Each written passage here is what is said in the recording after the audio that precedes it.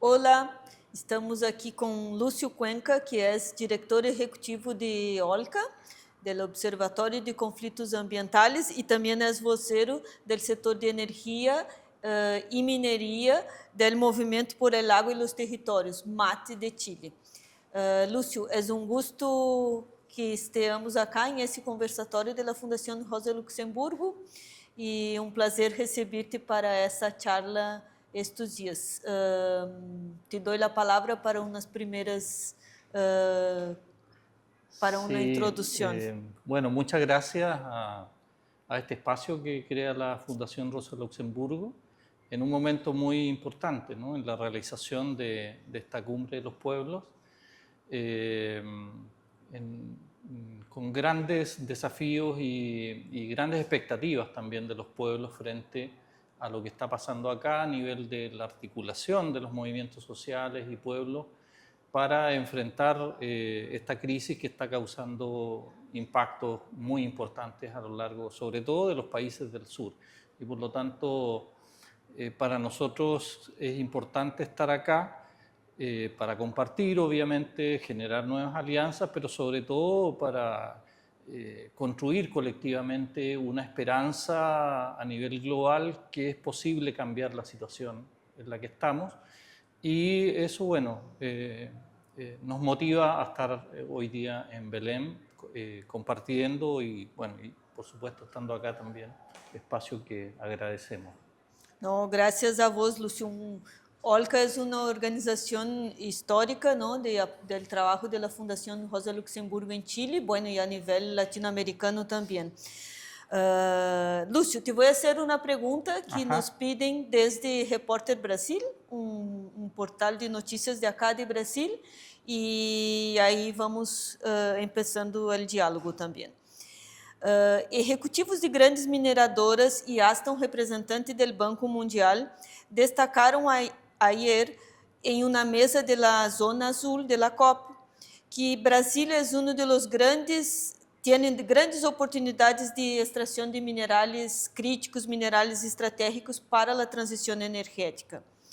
Estamos falando de lítio, de cobre, de tierras raras, entre outros diversos minerais. Entretanto, pouco se habla de los riesgos socioambientales de essas operações mineras e seus impactos em los territórios. As empresas, as corporações não hablam desse tema, não esclarecem, não dizem que medidas podem tomar para garantizar que suas operações sejam menos danosas para os territórios, não? Sobre isso, o financiamento desse tipo de exploração de mineria, não? Existem mecanismos para garantir financiamento que seja mais responsável em operações de mineria em geral, mas especificamente para a transição energética?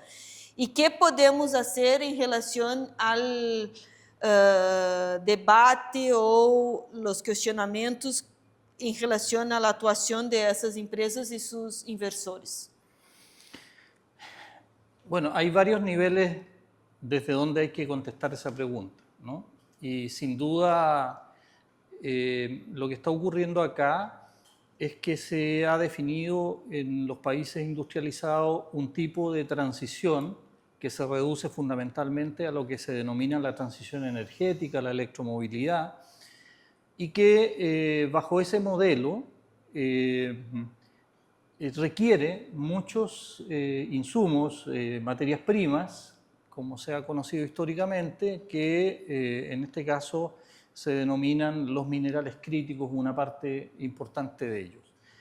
Eso, lamentablemente, por una captura de la política climática que han hecho las corporaciones, desde nuestros países se está viendo como una oportunidad de desarrollo, ¿no? Y de alguna manera se están incorporando políticas que profundizan el extractivismo que ya conocemos, ¿no? Porque para el caso de Chile, por ejemplo, Chile ya es el primer productor mundial de cobre, ya es el segundo productor mundial de litio, El 70% del litio de Chile se va a China para fabricar esencialmente baterías para la electromovilidad y el almacenamiento. O sea, eso es algo que ya está ocurriendo. Hoy día se plantea una nueva estrategia de minerales críticos para profundizar eso. Las últimas décadas han quedado en evidencia los impactos que esas políticas que ya vienen incorporadas tienen hasta el día de hoy, en términos de precarización de la vida de los territorios, las consecuencias de la minería como enclave económico que se mueve a partir de una economía masculinizada, con una serie de impactos a las condiciones de vida de la comunidad y impactos diferenciados hacia las mujeres en los territorios que son muy difíciles de obviar o de prevenir, ¿no? Hay impactos que son parte de la esencia de la minería. No es que se puedan mitigar o prevenir. La minería es una especie de amputación al planeta, a la naturaleza, y por lo tanto no es que se pueda hacer un poquito mejor o que pueda haber una forma de certificación. O sea, la escala en que se desarrolla la minería, los territorios que se intervienen, la cantidad de agua que se necesita, la cantidad de sustancias químicas que se usan, son tan importantes que es muy difícil. Entonces, en un país que ya tiene una historia de impacto minero, en un país que vive ya hace más de 15 años una profunda crisis hídrica, ¿no? Con territorios declarados en escasez por falta de agua, profundizar esa estrategia hoy día bajo una nueva estrategia comunicacional, como es esto de los minerales de la transición o tener una estrategia nacional de minerales críticos, pero en definitiva lo que se está haciendo es profundizar el modelo extractivista bajo una nueva forma de comunicación o una nueva presentación, pero que en definitiva más o menos en nuestros países representa lo mismo que ya conocemos, ¿no? Donde se profundiza una economía dependiente, una economía subordinada a los intereses corporativos y de los grandes países, y nosotros nos quedamos con los grandes impactos de esas políticas. Creo que hoy día las corporaciones mineras están teniendo mucha iniciativa comunicacional sobre esto. Están acá en la COP30, prácticamente como que fueran los anfitriones de la COP, ¿no? Promoviendo estas visiones, estas políticas, y nosotros miramos el problema desde otra arista, desde otra parte de los impactos del territorio, de las comunidades, de los pueblos, y allí lo que se está viviendo es distinto a lo que se está planteando por parte de las corporaciones acá. ¿Podrías mencionarnos un poco sobre la cuestión ahora que, bueno, se plantea como nueva, pero no necesariamente es nueva, ¿no? Justamente por todo eso que vos mencionas, ¿no? Del histórico de Chile en torno de la extracción minera. ¿Cómo está el tema de los minerales críticos o como, não sei como em Chile se está denominando, estratégicos ou críticos e as políticas que estão em torno disso?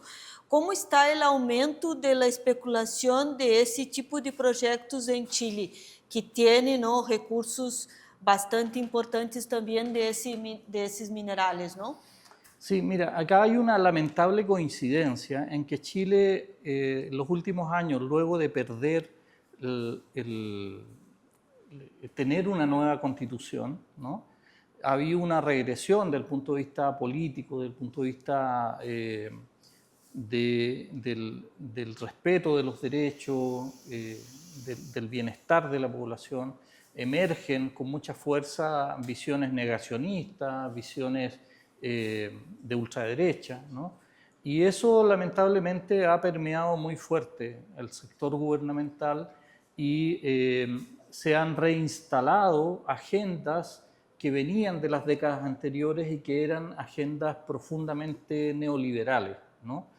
Y que están centradas en seguir explotando indiscriminadamente la naturaleza a partir de distintas actividades extractivas. Chile no solo tiene minería, también hay un sector importante a nivel forestal, a nivel de la acuicultura, a nivel de la agroindustria, que tienen amplios y importantes impactos a la vida de las poblaciones, porque son actividades que entregan muy poco empleo, muy poco beneficio social, pero que tienen grandes impactos ambientales y a los ecosistemas. Entonces ya sabemos. Y eso hoy día vuelve a estar con mucha fuerza en un escenario de regresión política y lamentablemente el gobierno de alguna manera ha dicho aprovechemos la crisis climática como una oportunidad para fortalecer esta economía, ¿no? Y de alguna manera se justifica en estas decisiones. ¿Eso qué es lo que ha significado? Que hoy día se estén planteando metas de ampliación de la actividad minera que son exorbitantes, ¿no? O sea, por ejemplo, de Chile ser el primer productor de cobre hoy día en el mundo, se está planteando duplicar. O sea, Chile ya extrae 5,6 millones de toneladas anuales de cobre. Se está planteando duplicar eso en 15 años, ¿no? Ya teniendo un largo reguero de impactos, se está planteando prácticamente triplicar la extracción de litio sobre ecosistemas que son extremadamente frágiles como los salares, porque en el caso de Chile la extracción de litio se hace de ecosistemas que son humedales, que es una minería de agua, que extrae agua, salmueras desde el subsuelo y desde allí se extrae el litio.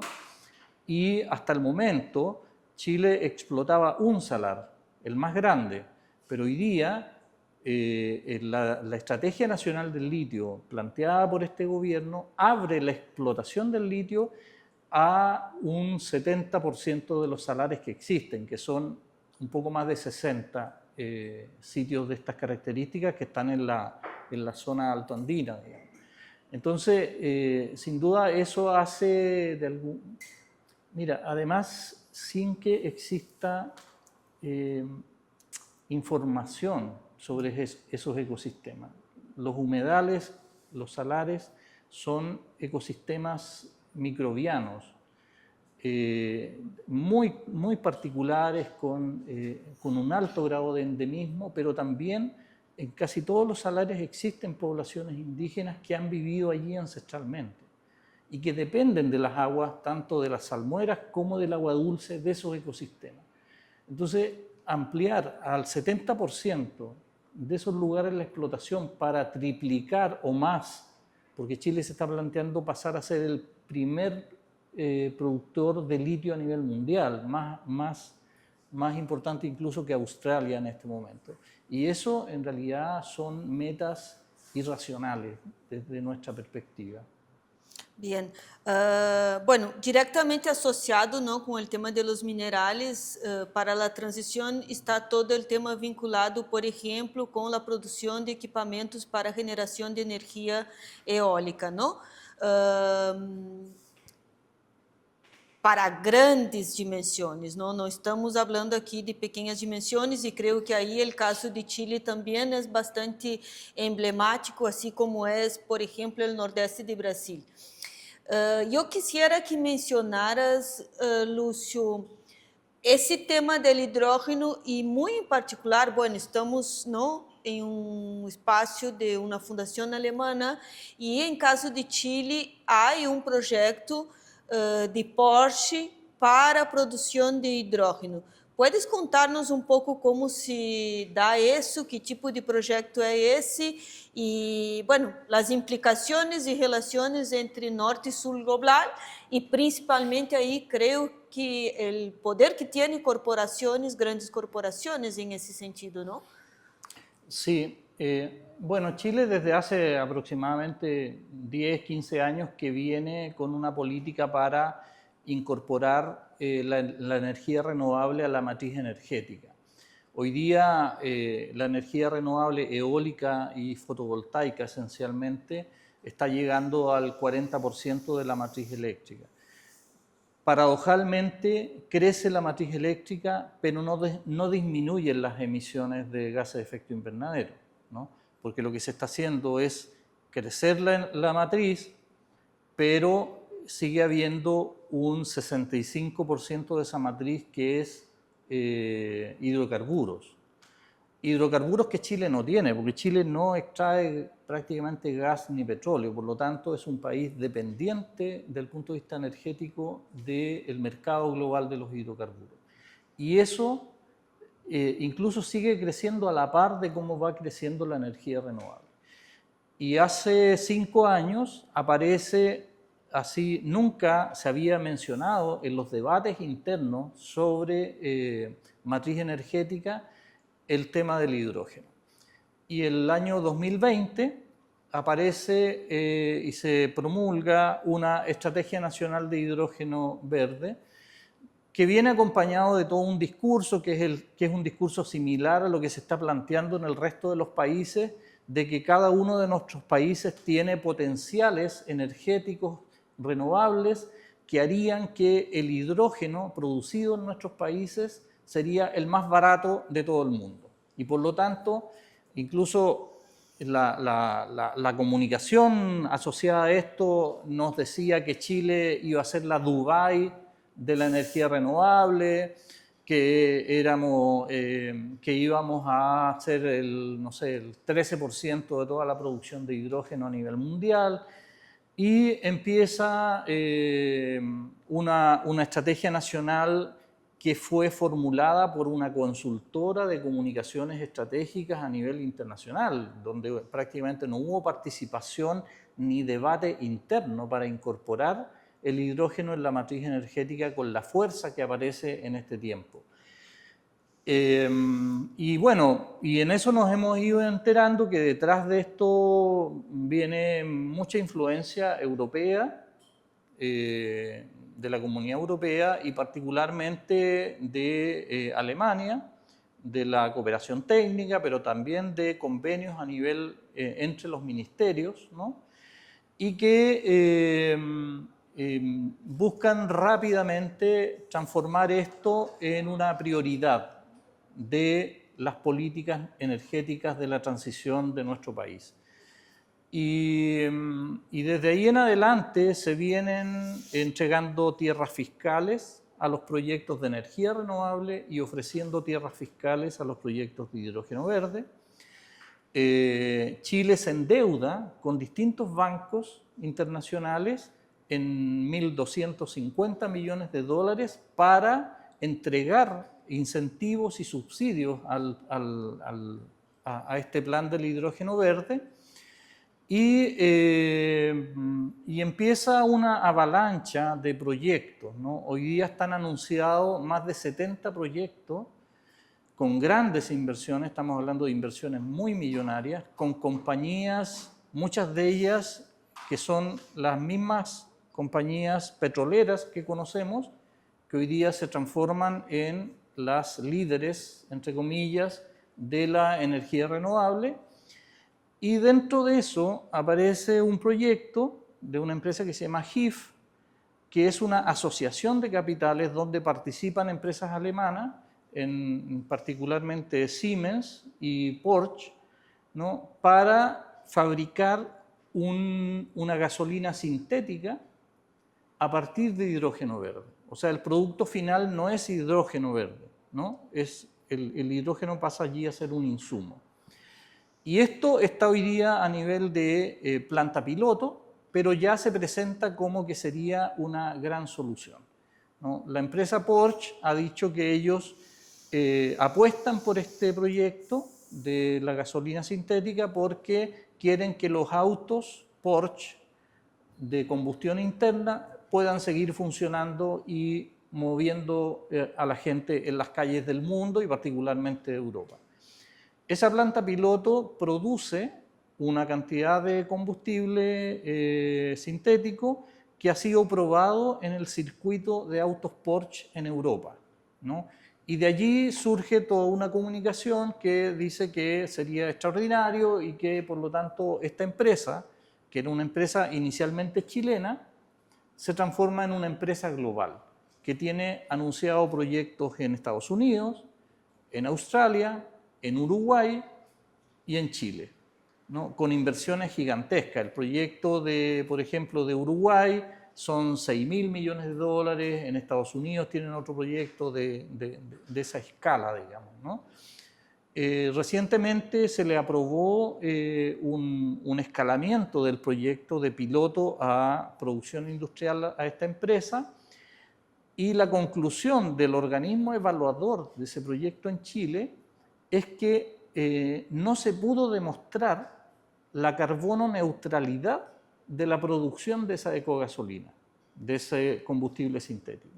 Y por lo tanto, incluso la autoridad en Chile le obligó al proyecto a cambiarle el nombre, porque el nombre decía que era una gasolina carbono neutral, ¿no? Y como eso no se pudo demostrar, finalmente incluso le aprueban, pero no puede usar el catálogo de carbono neutralidad. Entonces, hay muchas dudas, hay muchos anuncios, millonarios anuncios en hidrógeno. Esto está focalizado en 2 regiones en Chile, en la región de Antofagasta, que es la región minera, y en la región de Magallanes, que es la región más austral del mundo, es la región que está más cerca de la Antártida, ¿no? Y allí hay muchos vientos y quieren transformar esos vientos en hidrógeno. En realidad, mayoritariamente los proyectos son para fabricar amoníaco. Para ese amoníaco, trasladarlo a Europa, esencialmente. Entonces, hay mucha preocupación en estas regiones en particular porque se están afectando nuevos territorios de comunidades indígenas, se está afectando suelo agrícola, se está demandando mucha agua porque el hidrógeno se produce descomponiendo la molécula del agua, por lo tanto se está planteando muchas plantas desaladoras de agua de mar para producir el agua que requieren estas fábricas de hidrógeno. Entonces escalan, ¿no?, los impactos y la afectación de territorios nuevos que hasta ahora de alguna manera no estaban tan directamente afectados ni por la minería ni por proyectos energéticos. Pero aquí estamos hablando de proyectos asociados fotovoltaicos de 1 millón de hectáreas, de 1 millón de paneles. Se está hablando en el caso de un proyecto en Magallanes, por ejemplo, de Total, de la petrolera francesa, de 616 aerogeneradores muy grandes en una comuna donde tienen, no sé, 600 habitantes y quieren instalar allí un campamento de 10.000 trabajadores para construir ese gran complejo químico en una zona de mucha fragilidad, porque estamos hablando de regiones que están en condiciones climáticas, en condiciones de biodiversidad muy frágiles y que están hoy día planteando, no sé, hay aproximadamente 20 proyectos en esa región solamente. Entonces se prevé una situación muy compleja que ya se está viviendo y que, bueno, que las poblaciones lo están manifestando. Sí, una ampliación de las zonas de sacrificio en Chile, ¿no? Con esos proyectos es lo que estamos viendo, ¿no? Bueno, Lúcio, por mientras, muchas gracias. Voy a abrir la palabra para algunas personas que nos acompanham aqui, que te vão fazer também algumas perguntas. Oi, Lúcio, eu sou a professora Jucá e moro aqui em Belém, e nós sofremos muito, né, com a energia, com o valor, né, da energia muito alto aqui em Belém. E aqui nós temos muitas hidrelétricas aqui, nós geramos energia aqui e o povo paga muito caro por isso, né? Então, não é só isso. Aqui ao lado, aqui bem pertinho também, né, nós temos a Ilha do Combu, não sei se você já foi lá, na Ilha do Combu, e nós temos um problema. Nós temos um mar aqui de água doce, né, e lá não temos água potável. Não temos água potável, né? Isso é um problema. A gente com muita água, sem água potável, sem água tratada, enfim, né? E aqui no norte nós sofremos muito com valor, né, o preço alto, as pessoas pobres, elas vivem para pagar essa energia. Então, eu te pergunto, no Chile, que projetos vocês fazem, né, para confrontar mesmo essas grandes empresas, né, que vêm para explorar, né, explorar a terra, explorar tudo que nós temos de valor, né, nas nossas terras. Aqui em Belém, na Amazônia, nós temos, nossa terra é rica e o povo ainda continua na miséria. Então, nós viemos aqui para discussão nessa COP30, né, para discutir essa questão do clima, né, essa questão desses problemas, né, porque nós queremos realmente salvar a nossa Amazônia, nós queremos aproveitar o que nós temos, né, de luxo para nós mesmos e para o mundo também. Isso está se perdendo. Então, que projetos no Chile vocês têm para poder confrontar esse capital tão selvagem que massacra o nosso povo? Antes do Lúcio responder, vou ver se alguém mais quer fazer alguma pergunta. Só um momento. Comprendiste, ¿no?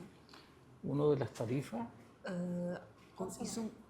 Solo un minuto. De cómo se está Hizo un enfrentando. comentario de que las tarifas son muy altas aquí en Belén, pero solo un comentario. Y pregunta sobre todo de las... Elis, o que você acha da gente fechar as perguntas e você faz uma tradução para ele em seguida? Pode ser? Já lo hice.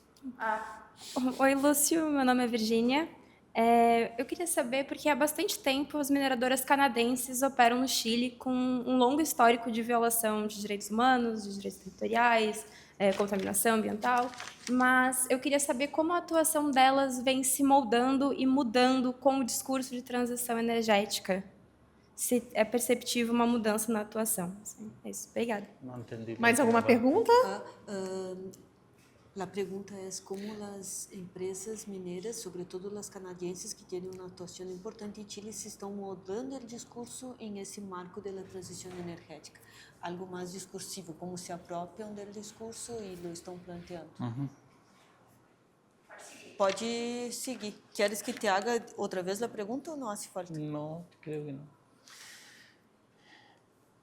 Bueno, a partir del comentario que usted hacía, es una situación similar a la que vivimos en Chile, ¿no? O sea, tenemos grandes proyectos eléctricos y las poblaciones que viven al lado de esos proyectos ni siquiera se benefician con la energía, y cuando tienen energía, la energía es muy cara.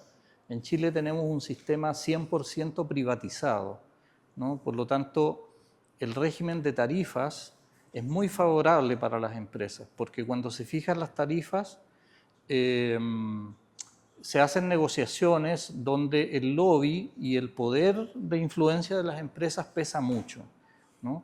Y por lo tanto hoy día vemos que muchas promesas que se hacían, por ejemplo, con la energía renovable, que venía a hacer que las tarifas fueran más bajas, ha sido una mentira. Llevamos más de 10 años con esa estrategia y hoy día tenemos en Chile las tarifas más altas de Latinoamérica, ¿no? Además con esas otras problemáticas. Lo que ha estado sucediendo y lo que está planteando distintas organizaciones es recuperar el concepto, volver a construir socialmente el concepto de la energía como un derecho, de la soberanía energética, pero hay que reconocer que es un proceso que está en construcción, ¿no? El neoliberalismo ha instalado la lógica de la energía como una mercancía, ¿no? Y por lo tanto, de alguna manera, socialmente no se discute que esto debiera ser un derecho garantizado sobre todo para las distintas poblaciones.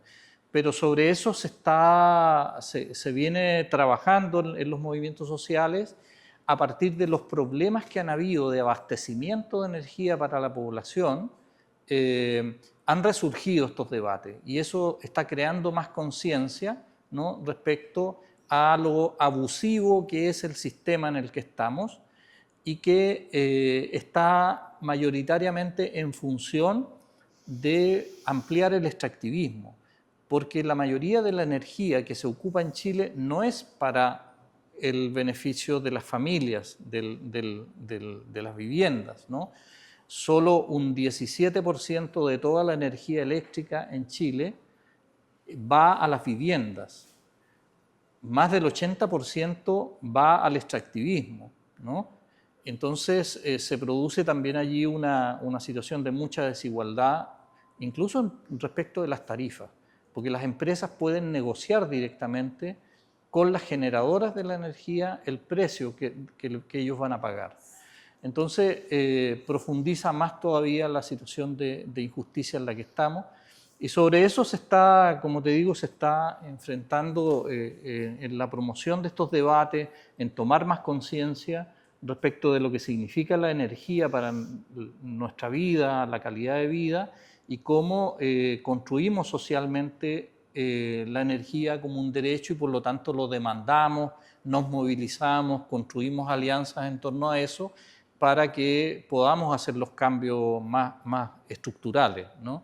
Chile, como te decía, tiene un sistema completamente privatizado y transnacionalizado. O sea, la mayoría de las empresas que operan en Chile en energía son empresas transnacionales, ¿no? Por lo tanto, eso también tiene un peso porque eso viene amarrado con los tratados de libre comercio, ¿no? Donde nuestro país entrega soberanía para que sea capitalizado y genera una presión hacia la soberanía de nuestros países, ¿no? Entonces, estamos enfrentando esa situación, pero espero que, bueno, con la conciencia que se crea vayamos avanzando. Sobre el tema de las empresas canadienses mineras, bueno, hay un ejemplo muy concreto que si tú vas hoy a la zona azul de la COP, al pabellón de Chile, del gobierno de Chile, está financiado por 7 empresas. Una de esas empresas es una de las mineras más grandes canadienses, que es la Teck, ¿no? O sea, algo que debiera ser una instancia, un espacio del gobierno de Chile, de la sociedad civil, de los movimientos de Chile para mostrar lo que Chile está haciendo para enfrentar la crisis climática, es un espacio corporativo. Es un espacio financiado por Anglo American, que es otra de las grandes mineras del mundo, ¿no? Entonces, de alguna manera quería ejemplificar en eso cómo se va capturando los espacios donde se está mostrando y se está definiendo y debatiendo la política climática y cómo nuestros gobiernos de alguna manera también se dejan capturar por esas estrategias, ¿no? Porque acá no es solo un tema de las empresas, es cómo resguardamos desde nuestros países la soberanía de estos espacios para que no predomine el poder corporativo. Porque además acá se produce una doble situación, que es la que estaba describiendo, pero también hay un problema de que el gobierno de Chile avala el lavado de imagen que esas empresas hacen con esa presencia, con sus logos en la parte de fondo del foro que hacen en ese pabellón. Y eso, de alguna manera, revictimiza a los que hoy día están sufriendo los impactos de la minería en el territorio. O sea, ¿qué le dice el gobierno de Chile a la comunidad aymara que sufre las consecuencias del impacto de Teck en Quebrada Blanca, en Chile? Si viene acá en conjunto a mostrar la imagen de la política climática esencialmente corporativa que se quiere transmitir. O sea, eso deja en absoluta desigualdad, en absoluta precariedad a la población frente al gobierno y frente a la misma empresa, ¿no? Y eso se está repitiendo en otros ámbitos. La inversión canadiense minera en Chile es muy grande. Ha llegado a ser en algunos momentos más del 60% de la inversión minera, sobre todo en cobre, ¿no? Entonces, la embajada canadiense en Santiago es una agencia promotora de la minería canadiense en nuestro país, ¿no? Las empresas junior de exploración minera, las más importantes son canadienses o se alojan en las bolsas de Toronto para conseguir los financiamientos y los capitales de riesgo y todo eso, ¿no? Entonces, sin duda hay una injerencia muy fuerte de la minería canadiense, pero del Estado canadiense, a través del financiamiento estatal, la injerencia de la embajada sobre el gobierno y sobre los territorios. La embajada canadiense ha intervenido directamente en territorios en conflicto, llevando ofertas de beneficios económicos y sociales a comunidades que están en conflicto con empresas canadienses. O sea, no es solo una operación comunicacional o de lavado de imagen. O sea, hay también una política de intervención más directa en las zonas afectadas por la minería canadiense. No sé si contesto. Contestaste muy bien. Yo hablo mucho, disculpen. Si No, muchas gracias, Lúcio. Muchas gracias, Lúcio. Essa é só uma primeira conversa. Vamos estar aí, não, esses dias compartilhando e, bueno, seguro haveria muito mais temas para seguir charlando sobre todo o avanço que há desses projetos, não, de eólicas e solar em Chile e que está ocasionando em termos de explicações a los territórios. Pero já tendremos outro tempo para hacerlo. Te agradezco mucho. No, muchas gracias y gracias a la Fundación porque también ha sido precursora en colocar de manera temprana algunos debates como lo del hidrógeno, no solo en Chile, en Argentina, lo que está pasando acá mismo en Brasil, y creo que eso es muy importante para fortalecer las capacidades que los movimientos y las comunidades tienen frente a estas políticas. Así que muchas gracias por el espacio. Perfecto.